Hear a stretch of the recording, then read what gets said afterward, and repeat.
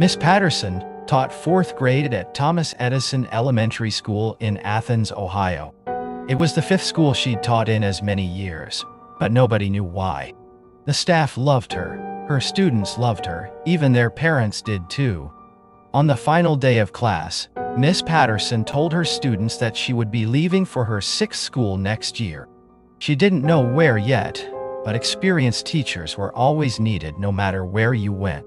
The class let out a collective sigh. They'd heard the rumors, but the news still stung. They had no idea why she bounced around so much, but they were about to find out. At the end of every school year, Miss Patterson lined up the class, shook their hands, and thanked them for a great school year. I made sure I was at the end of the line.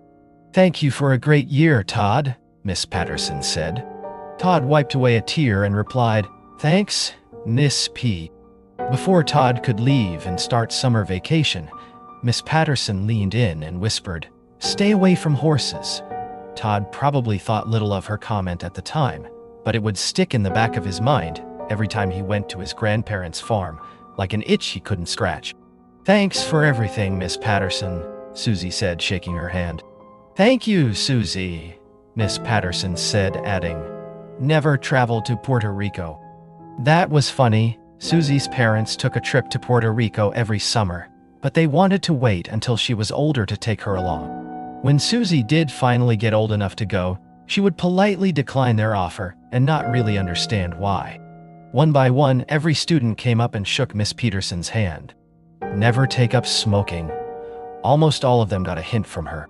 Stay off of ladders.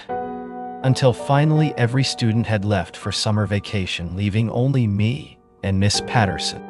"Thank you for a good year, Matthew," Miss Patterson said, holding out her hand. I grabbed onto her fingers and the color drained from her face. "Found you," I smiled. She tried to pull away, but she wouldn't escape my grip without losing the skin on her fingers.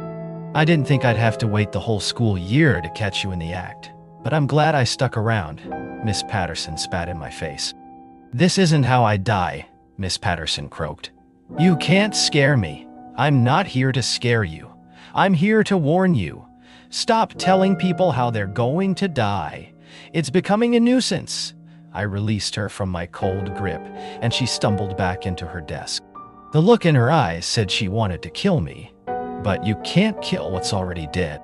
"Thank you for the great year, Miss Patterson," I said, noting, "You didn't save any of them, by the way. You only delayed the inevitable."